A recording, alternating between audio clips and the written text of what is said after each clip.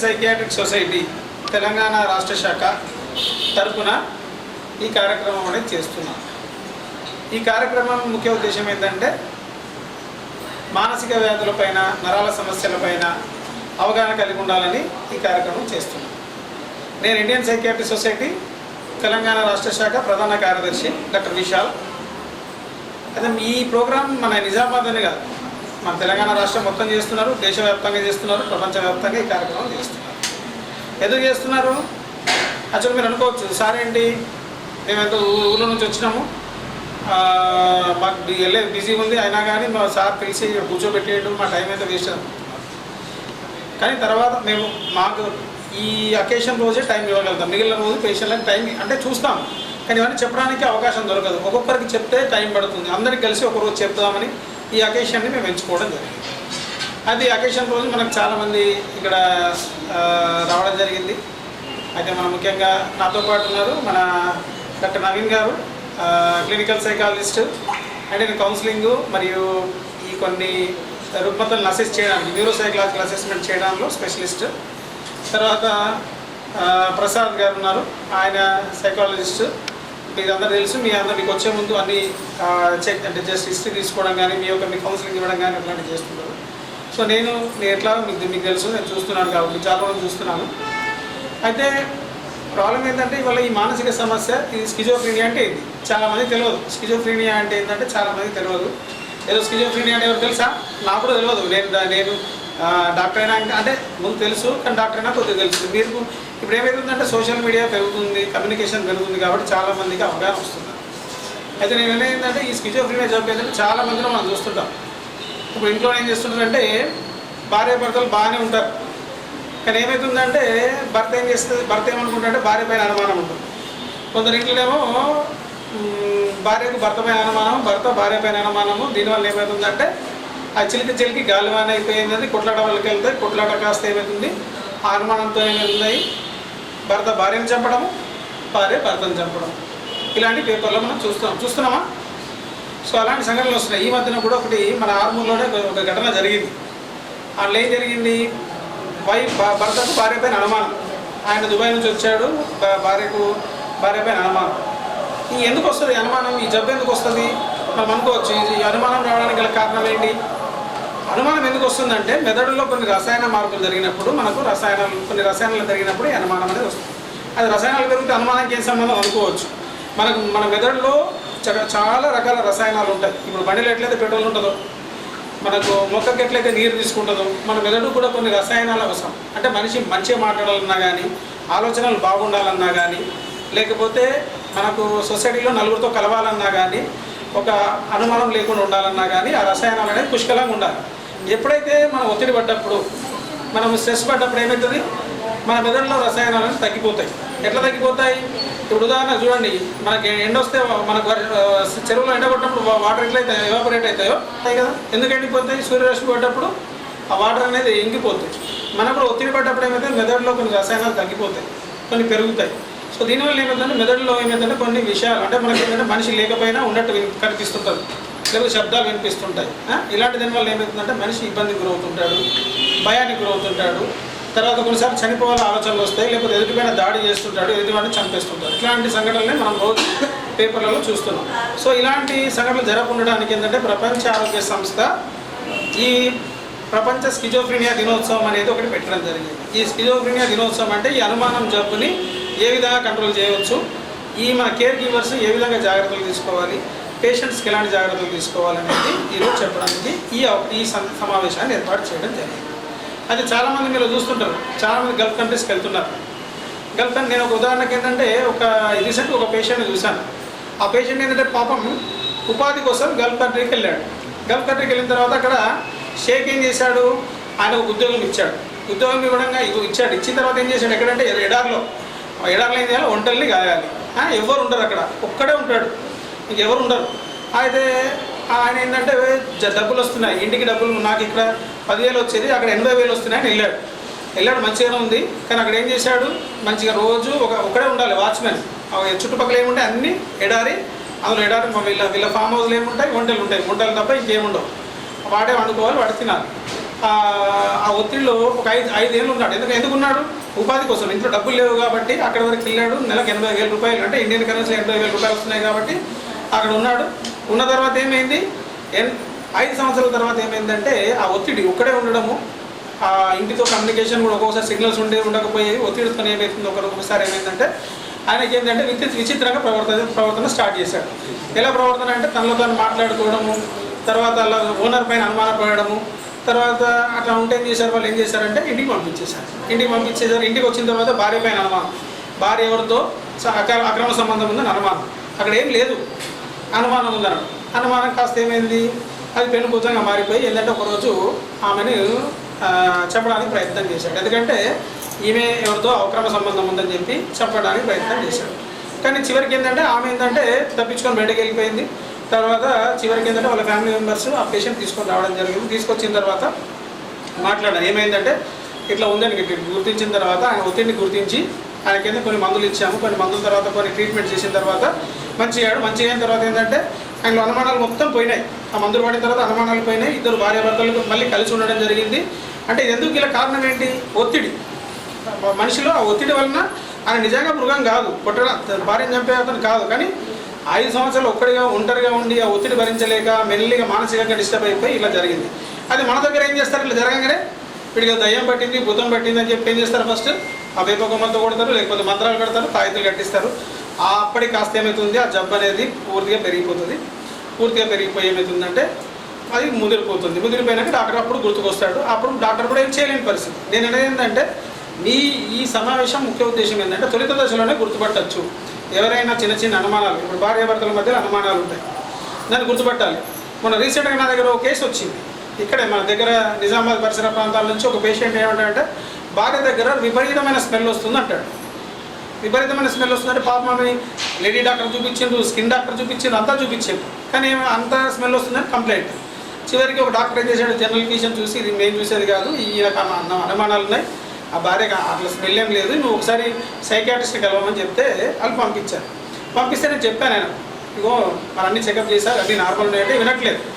అది ఎందుకు, ఆయనకెందుకు ఒక అనుమానం ఏంటంటే ఆ మెదడులో కొన్ని రసాయనాలు తేడా వలన డెల్యూషనల్ డిజార్డర్ అంటారు. దానివల్ల ఏంటంటే భార్య పైన అనుమానము, భార్య ఏదో స్మెల్ వస్తుందని అనుమానం. వెంటనే నచ్చ చెప్పి కౌన్సిలింగ్ చేసి ఒక మందులు ఇచ్చిన తర్వాత ఒక 10-15 రోజుల తర్వాత మార్పు కనిపించింది. 4 రోజుల తర్వాత నార్మల్ అయిపోయారు. మళ్ళీ భార్య భర్తలు కలిసి ఉన్నారు. వాళ్ళ కౌన్సిలింగ్ కూడా చేయడం జరిగింది. అంటే ఇట్లాంటి సంఘటనలు ఏవైతే మనం ఏమనుకుంటాం, ఎవడో మందు పెట్టాడు, ఏదో అది పెట్టాడని ఏం చేస్తాం, మనము తాయితులు కట్టిస్తాం. సో అట్లానే కాకుండా కొందరు ఏమవుతుందంటే ఈ వంశపారంపర్యంగా కొందరిలో వస్తుంది. దానివల్ల ఏమవుతుందంటే ఇట్లాంటి తనలో తాను మాట్లాడుకుంటారు, నవ్వుకుంటారు, తర్వాత లేకపోతే డిప్రెషన్లోకి వెళ్తుంటారు. వాళ్ళని కూడా ఏం చేస్తుంటాం ఫస్ట్ రాగానే ఇప్పుడు దయ్యం పట్టిందని చెప్పి ఎంత తలుపు మొక్కని మనం ఏం చేయాలి, తొలత దశల్లో తీసేయాలి. తీయకపోతే ఏమైతే మొత్తం పెరిగిపోయి గడ్డిలా పెరిగిపోయి మొక్కని మెయిన్ పంటను నాశనం చేస్తాం. అట్లనే ఈ జబ్బు కూడా ఏంటంటే ఇలాంటి తొలత దశలో గుర్తించాలని ఇవాళ ఈ కార్యక్రమం చేసాం. ఈ కార్యక్రమం ఎందుకు చేస్తామంటే ఇందులో మంచి పాంపు మీకు ఏంటంటే కరపత్రాలు ముద్రించడం జరిగింది. మీరేంటంటే దీన్ని అందరికి చెప్పండి. ఇక్కడ నేనేదో మీకు చెప్పేసి మీరు ఇలా వినేసి అట్లా వదిలేస్తే అది ఎవరికి పోదు. మీరు నలుగురు చెప్పాలి. ఈ విషయం అనేది ఏంటంటే నలుగురికి పంచాలి, అంటే చెప్పాలి. తెలుగు వచ్చిన వాళ్ళు తెలుగులో ప్రిపేర్ చేశాను, మనందరూ తెలుగు వచ్చు కాబట్టి తెలుగులో ప్రిపేర్ చేసాము. ఇప్పుడు ఫస్ట్ పాంప్లెట్ రిలీజ్ చేస్తాము. ఈ రిలీజ్ చేసిన తర్వాత ఈ పాంప్లెట్ని చదివి నలుగురికి వినిపించి ఒకవేళ మీకు అర్థం కాకపోతే మీ పక్కన ఎవరైతే చదివడం పిల్లలతో చదివి వినండి. తర్వాత దీనికి కారణం ఒక 100 మందికి చెప్పండి. ఒక్కొక్కరు 100 మందికి చెప్తే మీరు దాదాపు ఇక్కడ ఒక 100 మంది ఉన్నారు. 100 మంది ఇంటూ ఒక 100 మందికి చెప్తే ఎంతమంది అవుతుంది, ఒక 10,000 మందికి పోతుంది ఇన్ఫర్మేషన్. ఇక్కడ మీడియా కూడా ఉన్నది. మీడియా వాళ్ళ ద్వారా ఎందుకు మీడియా పిలిపించాము, మీడియా ద్వారా ఏంటంటే ఇన్ఫర్మేషన్ అనేది ఇంకా ఇక్కడ వచ్చిన వాళ్ళు కాకుండా వాళ్ళ ఇంట్లో నుంచి కూడా టీవీల ద్వారా వినడానికి అవకాశం ఉండేటట్టు మీడియా వాళ్ళకు కూడా రమ్మన్నాం. సో కాబట్టి దయచేసి ఈ మన ప్రపంచ స్కిజోఫ్రీనియా డే సందర్భంగా మీ అందరికీ రిక్వెస్ట్ చేసేది ఏంటంటే ఇది కూడా ఒక మనసుకు జబ్బు, మన శరీరానికి జబ్బు అయినట్టు మనసుకు కూడా జబ్బు అవుతుంది. దీనికి మందులు ఉన్నాయి, దీనికి ట్రీట్మెంట్ ఉంది. కాకపోతే కొన్ని కోర్సులు ఉంటాయి. చాలామంది చేసే మిస్టేక్ ఏంటంటే 1 నెల 2 నెలలు వాడంగానే మందులు పనిచేస్తారు, ఆ నార్మల్కి వచ్చింది. కానీ అప్పుడు ఏమవుతుంది, వాడి మళ్ళీ ఆ ప్రతాపం ఏం చేస్తుంది, ఆ రసాయనాలు పెరిగి మళ్ళీ ఇబ్బందికి గురవుతుంది. కాబట్టి డాక్టర్ చెప్పినట్టు కోర్సు వాడండి. ఇంకోటి చాలామంది అపనమ్మకాలని ఈ మందులు వాడితే కిడ్నీలు ఖరాబ్ అవుతాయి, ఈ మందులు వాడితే లివర్ ఖరాబ్ అవుతుంది, ఈ మందులు వాడితే అలవాటు అవుతుంది. అంటే మనం ఎంత తినాలో అంతే తినాలి. ఎక్కువ తింటే ఏమవుతుంది? అజీర్తి అవుతుంది. మనము బయట ఏదో గలీజ్గా చేసే పదార్థాలు అన్నీ తింటాం. తర్వాత ఇష్టం ఉన్నట్టు మనము మందు తాగుతాం, సిగరెట్ తాగుతాం, కళ్ళు తాగుతాం, అవన్నీ చేస్తాం. దానికి ఏం కాదు, డాక్టర్ ఇచ్చే మందులతోనే లివర్ కిడ్నీలు ఖరాబ్ అయితే డాక్టర్ ఇవన్నీ మందులు ప్రభుత్వం అనేది భారత ప్రభుత్వం కానీ లేకపోతే ప్రపంచవ్యాప్తంగా అన్నీ రీసెర్చ్ చేసి ఏ పేషెంట్కి ఎలాంటి సైడ్ ఎఫెక్ట్ లేని సైడ్ ఎఫెక్ట్ అంటే కంపల్సరీ ఇప్పుడు మీకు మనం అన్న మధ్య ఎక్కువ తింటే ఏమైతే అజీర్తి అవుతుంది. అట్లనే డాక్టర్ సలహా మేరకు మందులు పడితే ఇలాంటి సమస్యలు ఉంటాయి. మనకు 99% మనకు క్వాలిటీ ఆఫ్ లైఫ్ అంటే మనకు మందుల ద్వారా ఇంప్రూవ్మెంట్ అయినప్పుడు చిన్న చిన్న ఒకటేదో 0.5% చిన్న చిన్న అజీర్తో లేకపోతే వామిటింగ్ అట్లా అవుతుంటుంది తప్ప లివర్ కిడ్నీ అట్లా ఖరాబ్ కావు, ఇవి అలవాటు కూడా కావు. డాక్టర్ సలహా మేరకే వాడాలి మందులు. కాబట్టి మీరు దయచేసి ఈ స్కిజోఫ్రెనియా డే సందర్భంగా మీరు అందరూ ఇంత బిజీ షెడ్యూల్లో కూడా మీరు ఏంటంటే ఊరికి వెళ్ళాలి, వర్షం పడుతున్నా కానీ మీరు ఇక్కడ కూర్చున్నారు కాబట్టి మీ అందరికీ ఒకసారి నేను మీ అందరికీ తరఫున మిమ్మల్ని అభినందిస్తున్నాను. వీళ్ళందరికీ గట్టిగా చెప్పడంతో అభినందిస్తున్నాను.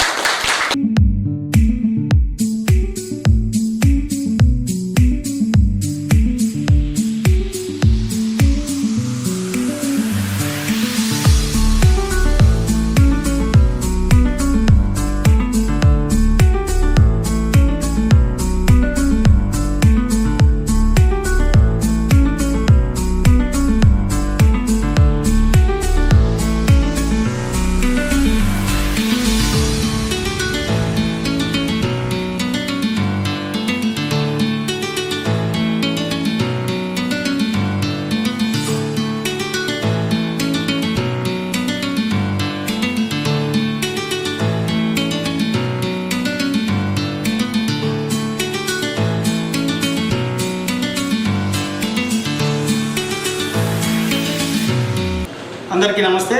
నా పేరు డాక్టర్ విశాల్. నేను న్యూరో సైకియాట్రిస్ట్ మరియు డ్రగ్ అడిక్షన్ స్పెషలిస్ట్. ఇవాళ ప్రపంచ స్కిజోఫ్రెనియా దినోత్సవం మే 24th. ప్రపంచవ్యాప్తంగా ఇవాళ ఈ జబ్బును అనేది అవేర్నెస్ కోసం అనేది ఈ జబ్బుని అవేర్నెస్ చేయడానికి డేస్ని సెలబ్రేట్ చేయడం జరుగుతుంది. అయితే ముఖ్యంగా ఈ స్కిజోఫ్రెనియా జబ్బు అంటే అనుమానం జబ్బు అంటారు. అనుమానం జబ్బు అంటే చాలామందిలో చూస్తుంటాం మనము. ఈ మధ్యన చూస్తున్నారు మీరు. ఈ రీసెంట్గానే ఒక సంఘటన జరిగింది మన ఆర్మూర్లో. భర్త భార్యని అనుమానంతో వెళ్ళి పిల్లల ముందరనే ఆమెను కిరాతకంగా చంపడం జరిగింది. అంటే ఇట్లాంటి సంఘటనలు అనేవి మన సొసైటీలో చాలా జరుగుతున్నాయి. చిన్న చిన్న అనుమానాలే పెనుగుతంగా మారి భార్యాభర్తల మధ్యలో అఘాతం ఏర్పడి ఈ విడాకుల వరకు వెళ్ళడము, లేకపోతే హత్యా ప్రయత్నాలు చేసుకోవడం, ఆత్మహత్యలకు వెళ్ళడం అనేది చూస్తున్నాం. సో దీనిపైన ఈ ప్రపంచ ఆరోగ్య సంస్థ ఏంటంటే ఒక అవగాహన క్రియేట్ చేయడానికి ఈ 24th మెయిన్ ఏంటంటే వరల్డ్ స్కిజోఫ్రెనియా డేగా ప్రకటించడం జరిగింది. దానికి అనుగుణంగా మేము ఇండియన్ సైకియాట్రిక్ సొసైటీ తెలంగాణ రాష్ట్ర శాఖ తరఫున యాజ్ ఏ ప్రధాన కార్యదర్శిగా నేను ఇవాళ ఈ కార్యక్రమం ఏర్పాటు చేశాను. ఈ కార్యక్రమం ముఖ్య ఉద్దేశం ఏంటంటే ప్రజల్లో అవగాహన రావాలి. ఈ చాలా మందిలో ఇప్పుడు ఉరుగుల పరుగుల జీవితంలో ఒత్తిడి వలన మెదడులో కొన్ని రసాయన మార్పులు జరుగుతుంటాయి. ఇప్పుడు ఎట్లయితే మనకు బండిలో పెట్రోల్ ఎట్లయితే తగ్గినప్పుడు బండి ఎట్లా ఉండదో మెదడులో కూడా మన రసాయనాలు తగ్గినప్పుడు మనిషిలో ప్రవర్తన సమస్యలు, లేకపోతే కోపం రావడం, చికాకు రావడం, అనుమానం రావడం, తనలో తాను మాట్లాడుకోవడము, ఒంటరిగా ఉండడము, సొసైటీకి దూరంగా అయిపోవడము, భార్యాభర్తలు అనుమానాలు రావడము, కిరాతకంగా ప్రవర్తించడం ఇట్లాంటివి జరుగుతుంటాయి. అయితే మన అదృష్టం ఏంటంటే గతంలో ఇలాంటి కేసెస్ అనేవి చాలా మితిమీరిన స్థితిలో వచ్చేవాళ్ళు, బాగా కట్టేసి అలా తీసుకొచ్చేవాళ్ళు. కానీ ఇప్పుడు మన ప్రజల్లో అవగాహన పెరగడం వల్ల ఈ రిపీటెడ్గా అవగాహన సదస్సుల వల్ల ఏంటంటే ప్రజల్లో మార్పు వచ్చి తొలుత దశలోనే మన డాక్టర్ని సంప్రదిస్తున్నారు. తర్వాత భూత వైద్యులను ఆశ్రయించడం కూడా తగ్గింది. దానివల్ల ఏమవుతుందంటే ప్రజల్లో చైతన్యం పెరిగి సైన్స్ పైన అవగాహన రావడం వల్ల చాలామంది తొలుత దశలో వస్తున్నారు. సో ఇది ఒక శుభ పరిణామము. మేము కూడా ఏంటంటే ఇట్లాంటి అవగాహన కార్యక్రమాలు చేయడం ద్వారా ఏమవుతుంటే ప్రజల్లో ఫస్ట్ ఎంత తొందరగా డాక్టర్ దగ్గరికి వస్తే అంత మంచిది. ఇప్పుడు గోల్డెన్ అవర్స్ అంటారు. ఇప్పుడు ఒకవేళ హార్ట్ అటాక్ వస్తే ఎంత తొందరగా డాక్టర్ దగ్గర తీసుకెళ్తే పేషెంట్ సర్వ్ అవుతాడు. ఒకవేళ ఇది కూడా మానసిక సమస్యలు కూడా ఎంత తొందరగా డాక్టర్ దగ్గరికి వెళ్తే అంత తొందరగా రికవరీ కావడానికి అవకాశం ఉంటుంది. సో కాబట్టి దయచేసి ప్రజలకు ఇచ్చే సందేశం ఏంటంటే మీరు ఎట్టి పరిస్థితుల్లో కూడా ఇలాంటి మూఢనమ్మకాలకు దూరంగా ఉండండి. మానసిక సమస్యలకు ట్రీట్మెంట్స్ ఉన్నాయి, అధునాతన ట్రీట్మెంట్స్ వచ్చాయి. ఇప్పుడు మన మెదడులో జరిగే రసాయనాలను కంట్రోల్ చేయడానికి ఇప్పుడు ప్రపంచవ్యాప్తంగా వరల్డ్ క్లాస్ ట్రీట్మెంట్స్ అనేవి ఇప్పుడు ఇండియాలో కూడా అందుబాటులో ఉన్నాయి.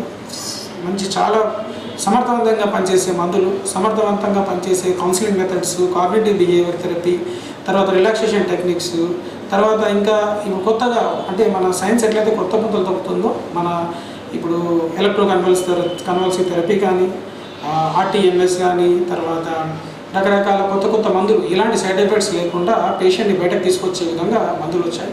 సో కాబట్టి వీటినన్నింటిని ఉపయోగించుకొని మన నిజామాబాద్ ప్రజలు బాగుండాలని నేను కోరుకుంటున్నాను. తర్వాత ఈ అవగాహన కార్యక్రమానికి అందరికీ ఇచ్చేసిన అందరికీ నేను ప్రత్యేకంగా ధన్యవాదాలు చెప్తున్నాను. మా ఇక్కడికి ఈ కార్యక్రమానికి వాళ్ళ క్లినికల్ సైకాలజిస్ట్ నవీన్ గారు అండ్ ప్రసాద్ గారు అండ్ జీవన్ రావు గారు కూడా ఇక్కడికి ఇచ్చేయడం జరిగింది. సో అందరికీ ఈ కార్యక్రమానికి ఇచ్చేసిన అందరికీ నేను ధన్యవాదాలు చెప్తున్నాను. ఇవాళ ఈ కరపత్రాలు కూడా విడుదల చేస్తాము. ఈ కరపత్రాలు ఎవరికైనా అవసరం ఉన్నాయంటే, ఏదైనా గ్రామాల్లో అవగాహన శిబిరాలు అవసరం ఉన్నా కానీ మా ఇండియన్ సైకాట్రీ సొసైటీ తెలంగాణ రాష్ట్ర శాఖ ద్వారా మేము సర్వీస్ ఇవ్వడం సిద్ధంగా ఉన్నాము. సో మరొకసారి అందరికీ ఈ ప్రపంచ స్కిజోఫ్రెనియా జబ్బు సందర్భంగా విజిట్ చేసినందుకు, ఇక్కడికి వచ్చినందుకు అందరికీ ధన్యవాదాలు తెలుపుతున్నాను. Thank you very much.